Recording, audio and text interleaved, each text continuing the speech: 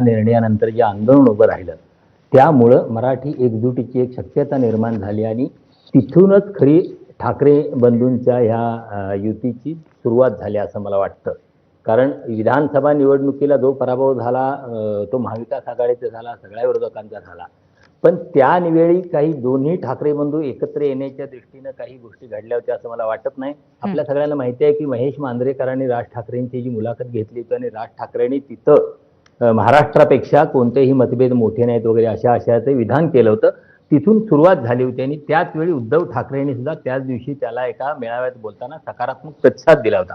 तिथून या चर्चा सुरू झालेल्या होत्या आणि त्या चर्चांचं मूर्त स्वरूप 5 जुलैला जो मराठी संदर्भातला मेळावा झाला त्या मेळाव्यात दिसून आलं आणि तिथून ज्या चर्चा वाटाघाटी सुरू झाल्या त्या गेल्या 5.5 महिन्यातल्या चर्चा वाटाघाटी नंतर आजच्या या उद्धव आणि राज ठाकरे यांच्या युतीच्या घोषणेमध्ये त्याचं रूपांतर झालं असं मला वाटतं. विजयजी, सुरुवात जेव्हा झाली तेव्हा अशा पद्धतीने युती आकाराला येईल असं विश्लेषकांना सुद्धा वाटत होतं का? कारण अर्थातच विरोधक तर पूर्णपणे या मताचे होते की याचं पुढे काही होणार नाही किंवा वाटाघाटीपर्यंत ते अडून जाईल.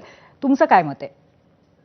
ज्यावेळी 5 जुलैला राज आणि उद्धव ठाकरे एकत्र आले त्यावेळी अनेकांच्या मनात अनेक शंका होत्या. त्याचं कारण असं की त्या मेळाव्यातली राज ठाकरेंची जी बॉडी लँग्वेज होती ती अत्यंत कूल अशी, म्हणजे फारसा उत्साह दिसत नव्हता. ज्या उत्साहानं उद्धव ठाकरे लोकांना समोर आले होते तो उत्साह राज ठाकरेंच्यात दिसत नव्हता. पण तरी सुद्धा दोघं एकत्र आले होते ही महत्वाची घटना होती आणि राज ठाकरेंच्यात उत्साह दिसत नसला तरी त्या मेळाव्याला जे दोन्हीकडचे मनसेचे आणि शिवसेना उद्धव बाळासाहेब ठाकरे या पक्षाचे कार्यकर्ते उपस्थित होते, त्या दोन्ही कार्यकर्त्यांचा जो उत्साह होता जो बाहेर सुद्धा दिसत होता, मला वाटतं हा दोन्ही कार्यकर्त्यांच्यातला उत्साह हा त्या तिथं 5 जुलैला दोघं एकत्र आल्यानंतर त्यांना पुढं आजपर्यंत एकत्र आणण्यासाठी जास्त महत्वाचा ठरलेला आहे. कार्यकर्त्यांच्या उत्साहानं त्यांच्या एकत्र येण्याला मला वाटतं तो दबाव त्यांच्यावर वाढत गेलेला आहे आणि त्यातून ही आजची युतीची घोषणा झाली असं मला वाटतं. पण आज त्यांची बॉडी लँग्वेज बघून तुम्हाला पुन्हा काय वाटलं?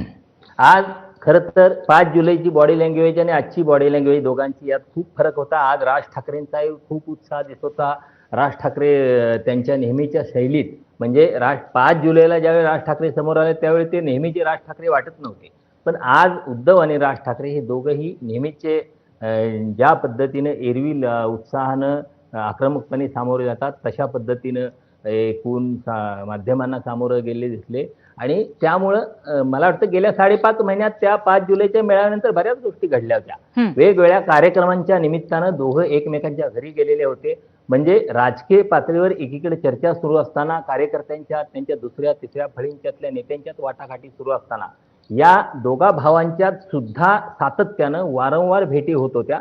मला वाटतं जे मधल्या काळातले जे काही पीळ होते ते त्यामुळं थोडे सैल होण्यास मदत झाली असावी आणि आजचा जो मोकळेपणा एकूण त्यांच्या वागण्या बोलण्यात सगळा होता तो इथपर्यंत त्यांना घेऊन आलेला दिसतो. विजयजी, आत्ताच्या घडीला मराठी माणूस या मुद्द्या व्यतिरिक्त आणखीन जमेच्या बाजू कोणत्या आहेत ठाकरे बंधूंकडे? तुम्हाला काय वाटतं? नाही, ठाकरे बंधूंच्या जमेच्या बाजू पहिली गोष्ट दोघं एकत्र येणे ही फार महत्वाची आणि मोठी गोष्ट आहे. त्याचं कारण असं की ज्या पद्धतीने भारतीय जनता पक्ष आक्रमकपणे काम करतोय, महाराष्ट्रात काम करतोय, देशाच्या पातळीवर काम करतोय आणि मुंबईत सुद्धा काम करतोय, त्या सगळ्या परिस्थितीत फुटलेली शिवसेना म्हणजे बहुतांश शिवसेना एकनाथ शिंदेच्या सोबत बरेच लोक गेलेले असताना उद्धव ठाकरे भारतीय जनता पक्षाचा मुंबईत मुकाबला कितपत करू शकतील याबद्दल शंका होती. पण राज ठाकरे सोबत आल्यामुळं निश्चितपणे ही त्यांची ताकद वाढलेली ही जमेची बाजू आहेत. पण आपल्याला एक दुसरी गोष्ट लक्षात घ्यायला पाहिजे की मुंबईत मराठी टक्का आहे मतांचा, तो मराठी मतांचा टक्का 30-32% आहे आणि 30-32% या दोघांना मोठ्या प्रमाणावर त्या मतांचा शेअर त्यातला घ्यायचा आहे. त्यामुळे मला वाटतं त्या व्यतिरिक्त त्यावर निवडणुका जिंकता येणार नाहीत. काही जागा जिंकता येतील पण त्यांनी जे महापालिका जिंकण्याचं त्यांचं जे स्वप्न आहे ते केवळ मराठी मतांच्यावर साध्य होणार नाही. तर त्यासाठी त्यांना खूप अनेक बेरजा कराव्या लागतील. म्हणजे आपण बघितलेलं आहे की 2019 नंतर जो अल्पसंख्य मतदार आहे तो अल्पसंख्याक मतदार मोठ्या संख्येनं काँग्रेस आणि त्याचबरोबर काँग्रेसला सोडून उद्धव ठाकरेंच्याही सोबत आलेला आपल्याला दिसतो. त्यामुळे ती बेरीज होणं, दाक्षिणात्य मतांची बेरीज होणं किंवा उत्तर भारतीय मतं जी त्यांचे इंडिया आघाडीतले उद्धव ठाकरेंचे सहकार्य आहेत, अखिलेश यादव असतील, तेजस्वी यादव असतील, यांच्या सहकार्यानं किंवा यांना सुद्धा मुंबईत जर भारतीय जनता पक्षाच्या प्रचाराला पंतप्रधान नरेंद्र मोदी येणार असतील तर मग अखिलेश यादव आणि तेजस्वी यादव यांना उद्धव ठाकरे, राज ठाकरे आणणार नसतील तर मला वाटतं त्यांची ती नीट बेरीज होणार नाही. बरोबर करायला लागणार. बरोबर. त्यामुळे काही आव्हानं सुद्धा आहेत पण काही जमेच्या बाजू सुद्धा आहेत. आता कशा पद्धतीने मतदार आकर्षित होत आहेत या युतीकडे हे बघावं लागेल. धन्यवाद आज आपण आलात आणि विश्लेषण केलं त्याबद्दल. आणि आता वेळ झाली एक खास मुलाखत पाहायची. एबीपी माझाच्या कार्यकारी संपादक सरिता कौशिक रोज आपल्याला नव्या विषयावरती आमची भूमिका सांगत असतात. पण आज काँग्रेस खासदार वर्षा गायकवाड यांची राजकीय भूमिका काय आहे हे त्यांच्याकडून त्या काढून घेणार आहेत. पाहुयात कॉफी विथ कौशिक.